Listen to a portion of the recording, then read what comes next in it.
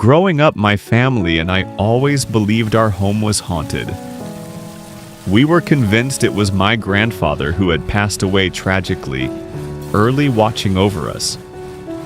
None of us grandchildren ever got to meet him, but my mom told me that when I was a toddler I saw him sitting on his old stereo and even pointed him out in a photo. We had a lot of strange experiences in that house, but one night in my middle school years stands out as the spookiest. It was late and I kept hearing creaks and knocks coming from the hallway, more aggressive and deliberate than usual.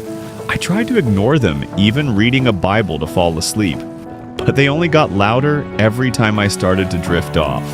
Finally, I decided to go sleep in my mom's room.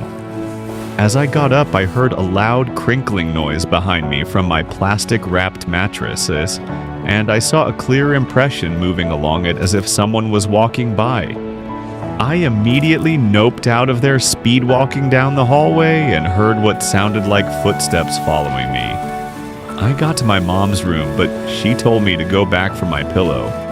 When I approached the hallway, the footsteps started up again, and as I stopped to listen, I heard another 2 steps coming toward me. I realized I was being followed and sprinted back to my room, snatched my pillow, and ran back to my mom's room. Hearing the footsteps stop as I got close to her door, I found out the next day that it was my grandma's birthday.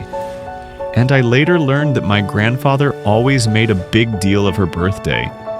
It made me realize that maybe he was just celebrating.